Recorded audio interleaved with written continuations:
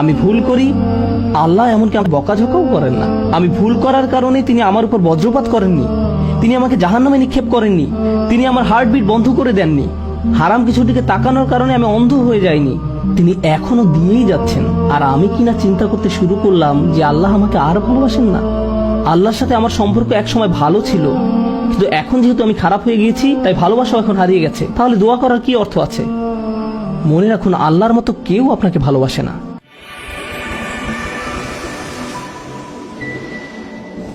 সর্বশেষ যে বিষয়টি আমি আপনাদের সাথে শেয়ার করতে চাই তা হলো আল্লাহর উপর আশা ধরে রাখা। অনেকের জন্য এই বিষয়টা মেনে নেওয়া বেশ কঠিন যে আল্লাহ তার কথা শুনবেন, আমার দোয়া তার নিকট গুরুত্বহীন, আমি দোয়া করার কোনো অর্থ দেখি না। আপনাদের একটা কথা বলে রাখি, আল্লাহর নিকট থেকে আপনি সর্বশ্রেষ্ঠ যে উপহারটি পাবেন তা কি জানেন? ক্ষমা। এটাই সর্বশ্রেষ্ঠ উপহার। আপনি এটার মূল্য উপলব্ধি করুন আর নাই করুন, আর যা কিছু আল্লাহ আপনাকে দিবেন বলেছেন এর সবই অতিরিক্ত। আপনাদেরকে একটা উদাহরণ দিই। আমার অনেকগুলো সন্তান আছে। ধরুন, আমার এক সন্তানের উপর আমি খুবই অসন্তুষ্ট। সে কোনো একটা অন্যায় করেছে, আমি খুবই রাগান্বিত হয়ে আছি। আমার বিশ্বাস করতে কষ্ট হয় যে তুমি এটা করেছো। এভাবে আমি তাকে কিছুটা বকাঝকা করলাম, তোমার এটা বলা উচিত হয়নি, তোমার এটা করা উচিত হয়নি। তারপরের দিন অন্য এক সময় আমার জন্য তার কিছু একটা করার কথা, যেমন আমার জন্য একটা কার্ড বানানোর কথা, যাতে লেখা থাকবে বাবা আমি তোমাকে ভালোবাসি। সে জিনিসটা আঁকলো, কিন্তু তারপর কি মনে করে কাগজটা টুকরা টুকরা করে ময়লার বক্সে ফেলে দিল। এটা দেখে তার অন্য ভাই বলল, তুমি এটা ফেলে দিলে কেন? জবাবে সে বলল, বাবা আমার উপর খুবই রাগান্বিত, তিনি এটার প্রতি কোনো গুরুত্ব দিবেন বলে মনে হয় না। আমি যদি জানতাম যে সে বিষয়টাকে এভাবে দেখছে, তাহলে আমি কি করতাম? আমি কি এভাবে বলতাম যে হ্যাঁ ফেলে দাও? না, বরং আমি আবেগে কেঁদে ফেলতাম। কিভাবে তুমি ভাবতে পারলে যে আমি তোমাকে আর ভালোবাসি না? হ্যাঁ, তুমি অন্যায় করেছো, তুমি ভুল করেছো, কিন্তু তুমি এখনো আমার সন্তান।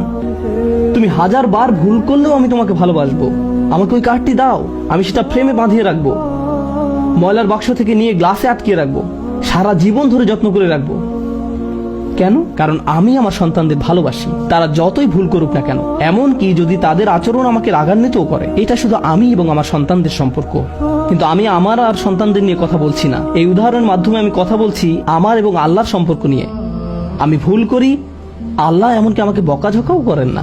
আমি ভুল করার কারণে তিনি আমার উপর বজ্রপাত করেননি, তিনি আমাকে জাহান্নামে নিক্ষেপ করেননি, তিনি আমার হার্টবিট বন্ধ করে দেননি। যখনই আমি মিথ্যে বলি, আমি বোবা হয়ে যাই না। প্রতিবার হারাম কিছু খেয়ে ফেলার কারণে আমার হাত অবশ হয়ে যায় না। হারাম কিছুর দিকে তাকানোর কারণে আমি অন্ধ হয়ে যাইনি, তিনি এখনো দিয়েই যাচ্ছেন। আর আমি কিনা চিন্তা করতে শুরু করলাম যে আল্লাহ আমাকে আর ভালোবাসেন না। আল্লাহর সাথে আমার সম্পর্ক একসময় ভালো ছিল, কিন্তু এখন যেহেতু আমি খারাপ হয়ে গিয়েছি, তাই ভালোবাসাও এখন হারিয়ে গেছে। তাহলে দোয়া করার কি অর্থ আছে? মনে রাখুন, আল্লাহর মতো কেউ আপনাকে ভালোবাসে না। আমি আমার সন্তান বা পিতামাতার প্রতি যে ভালোবাসা প্রদর্শন করি, তা আল্লাহ তাআলা আমার ভেতরে দিয়েছেন। আমরা এমনি এমনি কাউকে ভালোবাসতে সক্ষম নই। ভালোবাসা আল্লাহর পক্ষ থেকে একটি উপহার। যদি আল্লাহর দুইটি সৃষ্টির মাঝে ভালোবাসা এত দৃঢ় হয়, আমাদের পক্ষে কল্পনাও করা সম্ভব নয় যে আমাদের জন্য আল্লাহর ভালোবাসা কত প্রগাঢ়, যে আমাদের জন্য আল্লাহর ভালোবাসা কত গভীর।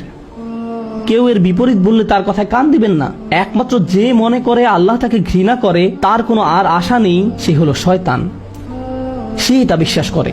তার ক্ষমা চাওয়ার কোনো কারণ নেই, কারণ তার সকল আশা হারিয়ে গেছে, আর সে নিজের সম্পর্কে এটা মেনে নিয়েছে। এখন আপনি যদি নিজের সম্পর্কে এরকম মনে করেন, তাহলে কার পথ আপনি অনুসরণ করছেন? একবার চিন্তা করে দেখুন। যদি আদম আলাইহিস সালাম জান্নাতে থাকা অবস্থায়, আর জান্নাতের চেয়ে উত্তম কোনো জায়গা তো আর আপনার পক্ষে থাকা সম্ভব নয়। তারপর তিনি একটি ভুল করলেন, আর আল্লাহ আযজা ওয়া জাল্লা তাকে দুনিয়াতে পাঠিয়ে দিলেন। এখন আদম আলাইহিস সালাম যদি এরকম চিন্তা করতেন, আমার এত বড় একটা ডিমোশন হয়ে গেল, আমি কিভাবে আল্লাহর সাথে আবার কথা বলবো? আমি তাকে এত হতাশ করার পর কিভাবে কথা বলবো? কিন্তু আল্লাহ তাকে শিখিয়ে দিলেন কি করতে হবে, কিভাবে তার অন্তর আবার ঠিক করতে হবে। রব্বানা যালামনা আনফুসানা ওয়া ইল্লাম তাগফির লানা ওয়া তারহামনা লানাকুনান্না মিনাল খাসিরিন। জান্নাতের তুলনায় দুনিয়া তো কিছুই না। তিনি জান্নাত থেকে দুনিয়ায় এলেন, এত দূর নেমে আসা সত্ত্বেও এখনো তিনি আল্লাহর নিকটেই আছেন। এই শব্দগুলোই আল্লাহর সাথে তার সম্পর্ক আবার জুড়ে দিল। দোয়ার উপর আস্থা হারাবেন না। এত দূর নেমে আসা সত্ত্বেও এখনো তিনি আল্লাহর নিকটেই আছেন। আন্তরিকভাবে আল্লাহর কাছে কিভাবে দোয়া করবেন তার প্রস্তুতি এখনই শুরু করুন। প্রস্তুতি এখনই শুরু করুন। মনে রাখুন, আল্লাহ আপনাদের সবার দোয়া শুনবেন। উজিবু দাওয়াতাদ দাঈ ইযা দান, এই ঘোষণাটি রমজান মাসের। আমি আহ্বানকারীটাকে সাড়া দেই যখন সে আমাকে ডাকে। এটা আল্লাহর অঙ্গীকার। আর আমি আপনি 1 নম্বর যে দোয়াটি করব তা হলো ক্ষমা চাওয়ার দোয়া। আল্লাহ আমাদেরকে এমন মানুষে পরিণত করুন যারা সত্যিকার অর্থে ক্ষমা চায়। আল্লাহ আমাদের অন্তরে তার নিকট ক্ষমা প্রার্থনা করার তীব্র ব্যাকুলতা তৈরি করে দিন। আল্লাহ আমাদের অন্তরকে এমন নরম করে দিন যেন আমাদের চোখ দিয়ে অশ্রু নেমে আসে। আমরা যারা তার নিকট ক্ষমা প্রার্থনা করি, আমাদের সবার জন্য আল্লাহ আজ্জা ওয়া জাল্লা তার রিজিকের দরজা খুলে দিন। সর্বশেষ একটা বিষয় মনে করিয়ে দিতে চাই যে আল্লাহ আজ্জা ওয়া জাল্লা অনেক পথভ্রষ্ট জাতিকে ধ্বংস করা থেকে বিরত থাকেন। কেন জানেন? কারণ সেখানে এমন মানুষ রয়েছে যারা আল্লাহ নিকট ক্ষমা চায়। শুধু তাদের মাঝে এমন কিছু মানুষ রয়েছে যারা এখনো আল্লাহ নিকট ক্ষমা প্রার্থনা করে। তাদের কারণেই আল্লাহ গোটা জাতিকে আর ধ্বংস করেন না। ইস্তিগফার করা মানুষে পরিণত হন। আল্লাহ আমাদের সবাইকে রক্ষা করুন। বারাকাল্লাহু লি ওয়া লাকুম। আসসালামু আলাইকুম ওয়া রাহমাতুল্লাহি ওয়া বারাকাতুহু।